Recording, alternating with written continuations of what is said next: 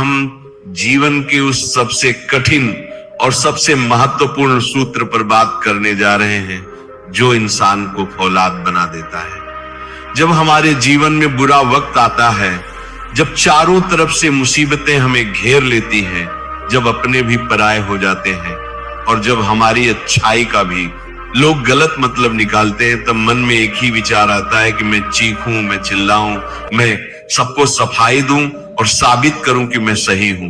लेकिन मेरे प्यारे साथियों, आज मैं आपको वह मंत्र देने आया हूं जो बड़े बड़े ऋषियों और तपस्वियों का गहना रहा है। वह मंत्र है शांत रहना। जी हां, शांत रहो, क्योंकि वक्त सबका बदलता है। हम अक्सर देखते हैं कि जब किसी इंसान पर मुसीबत आती है तो वह हाथ पैर मारने लगता है, वह रोता है, गिड़गिड़ाता है और लोगों से शिकायतें करता है। लेकिन क्या ऐसा करने से वक्त बदल जाता है? नहीं, वक्त अपनी रफ्तार से चलता है। और जो इंसान बुरे वक्त में शांत रहना सीख लेता है, वह उस वक्त को न केवल काट लेता है बल्कि उसे जीतकर बाहर निकलता है। श्री कृष्ण भगवद गीता में कहते हैं कि परिवर्तन ही संसार का नियम है। जो आज है वह कल नहीं रहेगा और जो कल होगा वह परसों नहीं रहेगा। यह समय का चक्र है, ये कभी किसी के लिए नहीं रुकता। अगर आज तुम्हारी जिंदगी में अंधेरी रात है तो याद रखना कि कल सवेरा जरूर होगा। सूर्य को कोई भी बादल हमेशा के लिए नहीं ढक सकता, वैसे ही तुम्हारे भाग्य के सूर्य को मुसीबतों के बादल ज्यादा देर तक छिपा नहीं सकते। बस तुम्हें थोड़ा धैर्य रखना होगा, थोड़ा शांत रहना होगा। शांत रहने का मतलब ये नहीं है कि आप कायर हैं या आप हार मान चुके हैं। शांत रहने का मतलब है कि आप अपनी ऊर्जा को बिखरने नहीं देना चाहते। आप अपनी ताकत को बटोर रहे हैं उस सही समय के लिए जब आपका वार खाली नहीं जाएगा। याद रखिए, शेर जब शिकार करता है तो वह दहाड़ता नहीं है, वह एकदम शांत हो जाता है। उसकी खामोशी ही इस बात का संकेत है कि अब कुछ बड़ा होने वाला है। हमारे इतिहास में देखिए, पांडवों को जब जुए में हारना पड़ा, जब उनका सब कुछ छीन लिया गया और उन्हें 12 वर्ष का वनवास और 1 वर्ष का ज्ञातवास मिला, तो वे क्या कर सकते थे? वे भी विद्रोह कर सकते थे, वे भी उसी समय युद्ध छेड़ सकते थे। भीम और अर्जुन जैसे योद्धाओं के पास शक्ति की कमी नहीं थी, लेकिन वे शांत रहे। उन्होंने युधिष्ठिर की आज्ञा मानी और समय का इंतजार किया। उन्होंने उस वनवास के समय को रोने धोने में नहीं बिताया, बल्कि उन्होंने उस समय में दिव्यास्त्र प्राप्त किए, अपनी शक्ति बढ़ाई और खुद को इतना मजबूत कर लिया कि जब कुरुक्षेत्र का युद्ध हुआ तो कौरवों की विशाल सेना भी उनके सामने टिक नहीं पाई। अगर पांडव उस समय अपना धैर्य खो देते, अगर वे शांत न रहते, तो शायद महाभारत का परिणाम कुछ और होता। यही बात हमें अपने जीवन में उतारनी है। जब लोग आपकी आलोचना करें, जब लोग आपको ताने मारे, जब लोग आपकी गरीबी या आपकी असफलता का मजाक उड़ाएं, तो उन्हें जवाब मत दीजिए। अपनी जुबान से एक शब्द भी मत निकालिए, बस मुस्कुरा दीजिए और अपने काम में लग जाइए, क्योंकि आपकी जुबान से दिया गया जवाब लोग भूल सकते हैं, लेकिन आपके वक्त द्वारा दिया गया जवाब लोग सदियों तक याद रखते हैं। समय बहुत बलवान है, ये बड़े बड़े राजाओं को रंक बना देता है और रंक को राजा बना देता है। रावण को देखिए, उसे अपनी शक्ति पर कितना अहंकार था। उसे लगता था कि उसका वक्त कभी नहीं बदलेगा।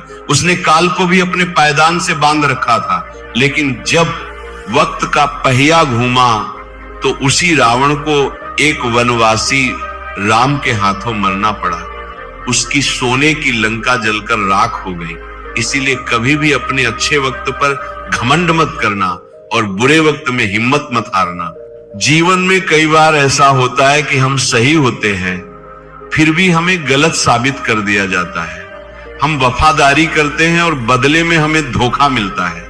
उस समय खून खौलता है, मन करता है कि ईंट का जवाब पत्थर से दें, लेकिन उस समय जो इंसान विष का घूंट पीकर शांत रह जाता है, वही असली महादेव है। भगवान शिव ने विष पिया था और उसे गले में रोक लिया था, इसीलिए वे नीलकंठ कहलाए। आपको भी समाज के तानों का, अपमान का और धोखे का विष पीना होगा। उसे अपने अंदर उतारना नहीं है, बस उसे अपनी प्रेरणा बनाना है।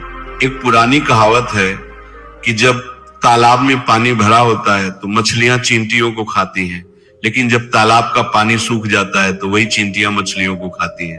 मौका सबको मिलता है, वक्त सबका आता है। आज जो लोग आप पर हंस रहे हैं वे कल आपको देखने के लिए तरसेंगे। बस आप अपने रास्ते से भटकना मत, आप अपनी अच्छाई मत छोड़ना। अक्सर लोग पूछते हैं कि बाबा हम शांत तो रह लें, लेकिन ये मन नहीं मानता। मन बहुत बेचैन रहता है। हमें डर लगता है कि कहीं हम पीछे न रह जाएं।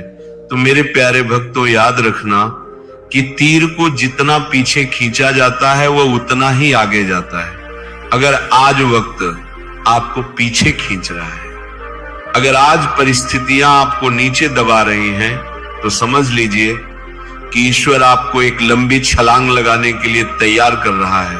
प्रकृति को देखिए, जब पतझड़ आता है तो पेड़ों के सारे पत्ते झड़ जाते हैं, पेड़ बिल्कुल ठूंठ हो जाता है।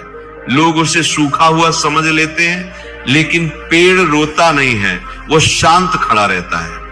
वो जानता है कि ये पतझड़ स्थायी नहीं है, वो अपनी जड़ों को मजबूत करता रहता है। और फिर जब बसंत आता है तो उसी पेड़ पर नई कोपलें फूटती हैं, नए फूल खिलते हैं और वह फिर से हरा भरा हो जाता है। आपका जीवन भी उस पेड़ की तरह है। अभी पतझड़ चल रहा है तो क्या हुआ, बसंत का आना तो निश्चित है। शांत रहना एक तपस्या है। आग पर हाथ रखना आसान है, लेकिन गुस्से पर काबू पाकर शांत रहना बहुत मुश्किल है। और जो इस मुश्किल काम को कर लेता है, ईश्वर उसी के साथ होते हैं। गीता में लिखा है कि जो सुख और दुख में, मान और अपमान में, मित्र और शत्रु में समान रहता है, वही मेरा प्रिय भक्त है।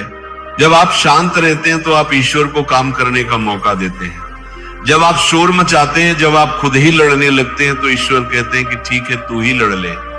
लेकिन जब आप सब कुछ उस पर छोड़कर शांत बैठ जाते हैं, तो ईश्वर कहते हैं कि अब इसकी लड़ाई मुझे लड़नी पड़ेगी। द्रौपदी जब तक अपनी रक्षा खुद करने की कोशिश करती रही, तब तक कृष्ण नहीं आए। लेकिन जब उसने दोनों हाथ छोड़ दिए और शांत होकर पुकारा, तब प्रभु आए। अपने आप को समय दीजिए। कोई भी घाव एक दिन में नहीं भरता, कोई भी बीज एक दिन में पेड़ नहीं बनता। माली चाहे 100 घड़े पानी डाले, फल तो मौसम आने पर ही लगेंगे। अगर आप आज बीज बोकर कल ही फल मांगेंगे तो आपको निराशा ही हाथ लगेगी। धैर्य रखिए, जो आपका है वो आपको मिलकर रहेगा। उसे दुनिया की कोई ताकत आपसे छीन नहीं सकती। और जो आपका नहीं है वो आप कितना भी शोर मचा लें, आपके पास नहीं टिकेगा। दुनिया में 2 तरह के लोग होते हैं।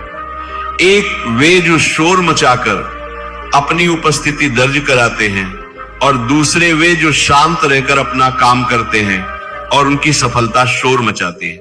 आपको दूसरी तरह का इंसान बनना है। समंदर को देखिए, वह कितना गहरा और शांत होता है, लेकिन उसकी लहरों में कितनी ताकत होती है। नदी शोर मचाती है, लेकिन समंदर शांत रहता है। इसलिए नदियां अंत में समंदर में ही जाकर मिलती हैं। अगर आप समंदर की तरह गंभीर और शांत बनेंगे तो सारी सफलताएं, सारी खुशियां नदियों की तरह दौड़ती हुई आपके पास आएंगी। आजकल लोगों में सब्र खत्म हो गया है। हमें सब कुछ तुरंत चाहिए। 2 मिनट में नूडल्स बन सकते हैं, लेकिन महान जीवन 2 मिनट में नहीं बनता। उसके लिए बरसों तपस्या करनी पड़ती है, कई रातें जागनी पड़ती हैं, कई अपमान सहने पड़ते हैं। जब भी मन विचलित हो तो अपने आप से कहो कि ये वक्त भी गुजर जाएगा। ये वाक्य अपने आप में एक बहुत बड़ा मंत्र है। जब आप सुख में इसे याद करेंगे तो आप घमंड नहीं करेंगे, और जब आप दुख में इसे याद करेंगे तो आप हताश नहीं होंगे। ये आपको संतुलन में रखेगा। एक बात और याद रखिए, कीचड़ में पत्थर मारने से छींटे अपने ऊपर ही आते हैं। जो लोग आपसे बहस करना चाहते हैं, जो आपको नीचा दिखाना चाहते हैं, वे उस कीचड़ की तरह हैं। अगर आप उनसे उलझेंगे तो आप भी गंदे होंगे। समझदारी इसी में है कि किनारे से बचकर निकल जाइए। आपकी चुप्पी उन्हें वो चोट पहुंचाएगी जो आपके शब्द कभी नहीं पहुंचा सकते। क्योंकि जब आप किसी मूर्ख व्यक्ति से बहस नहीं करते तो वो अपनी ही नजरों में गिर जाता है। वक्त बदलने का इंतजार मत कीजिए, वक्त बदलने के लिए कर्म कीजिए। शांत रहने का मतलब हाथ पर हाथ रखकर बैठना नहीं है। शांत रहने का मतलब है कि अपने दिमाग को ठंडा रखकर और अपने हाथों को काम में लगाकर निरंतर प्रयास करते रहना। जब आपका दिमाग शांत होता है तभी आप सही निर्णय ले पाते हैं। क्रोध और जल्दबाजी में लिए गए फैसले हमेशा गलत होते हैं। मैं आपको एक उदाहरण देता हूं।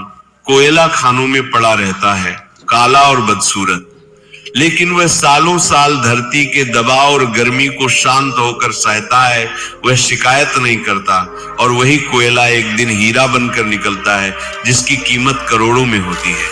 आज आप जिस दबाव को महसूस कर रहे हैं, जिस संघर्ष की गर्मी में आप जल रहे हैं, वो आपको हीरा बनाने की प्रक्रिया है। अगर आप टूट जाएंगे या बिखर जाएंगे तो आप कोयला ही रह जाएंगे, लेकिन अगर आप शांत रहकर सह लेंगे तो आप हीरा बनकर चमकेंगे। ईश्वर की चक्की धीरे चलती है लेकिन पीसती बहुत बारीक है। उसके न्याय में देर हो सकती है, अंधेर नहीं। जिन्होंने आपके साथ गलत किया है उन्हें उनका दंड समय अपने आप देगा। आपको अपना खून जलाने की जरूरत नहीं है। कर्म का सिद्धांत बहुत पक्का है, जैसा बोया है वैसा ही काटना पड़ेगा। आप बस अपने कर्म अच्छे रखिए, शांत रहो और देखो कि कुदरत कैसे अपना खेल खेलती है। कभी कभी मौन सबसे बड़ा हथियार होता है। जब आप बहस करना बंद कर देते हैं तो सामने वाला व्यक्ति भ्रमित हो जाता है। उसे समझ नहीं आता कि आप क्या सोच रहे हैं। आपकी खामोशी उसे डरा देती है। अपने आंसुओं को अपनी ताकत बनाओ। रात को जब तक ये में मुंह छिपाकर रोते हो तो उन आंसुओं की कसम खाओ कि मैं अपनी जिंदगी बदल कर रहूंगा, मैं दुनिया को दिखा दूंगा कि मैं क्या हूं। लेकिन ये सब बोलकर नहीं, करके दिखाना है। जीवन एक दर्पण की तरह है। अगर आप इस पर मुस्कुराएंगे तो ये भी आप पर मुस्कुराएगा। अगर आप इस पर चिल्लाएंगे तो ये भी आप पर चिल्लाएगा। अपनी शांति को किसी भी कीमत पर मत बेचिए, चाहे लाखों का नुकसान हो जाए, लेकिन मन की शांति नहीं जानी चाहिए। क्योंकि पैसा तो फिर कमाया जा सकता है, लेकिन खोया हुआ मानसिक संतुलन वापस लाना बहुत मुश्किल होता है। आप अकेले नहीं हैं। वह परम पिता परमात्मा हर पल आपके साथ है। वो आपकी खामोशी को सुनता है, वो आपके दिल के दर्द को समझता है। लोगों को समझाने की कोशिश मत करो, लोग वही समझते हैं जो वे समझना चाहते हैं। आप अपनी सफाई देने में अपना जीवन बर्बाद मत करो। आपका चरित्र, आपका व्यवहार और आपका समय आपकी गवाही खुद देगा। आज से एक नियम बना लो, जब भी गुस्सा आए, जब भी कोई अपमान करे तो 2 मिनट के लिए आंखें बंद करो और गहरी सांस लो और प्रभु का नाम लो। कहो कि हे प्रभु, इसे सद्बुद्धि दे और मुझे शक्ति दे। आप देखेंगे कि आपका गुस्सा शांत हो गया है और आपने एक बहुत बड़ी गलती होने से बचा ली है। ये वक्त आपका है। इसे सोने की तरह तपाओ ताकि ये आभूषण बन सके। जो लोग आज आपको मिट्टी समझ रहे हैं, कल वे ही आपको माथे पर लगाएंगे। बस खुद पर भरोसा रखना और उस ऊपर वाले पर भरोसा रखना। मुझे पूरा विश्वास है कि आज की इन बातों ने आपके अशांत मन को थोड़ी शांति जरूर दी होगी। आपने महसूस किया होगा कि आप बेवजह ही परेशान हो रहे थे। सब कुछ नियंत्रण में है, उस परमात्मा के नियंत्रण में है। अब समय आ गया है आपसे विदा लेने का, लेकिन जाने से पहले मेरी आपसे एक विनती है।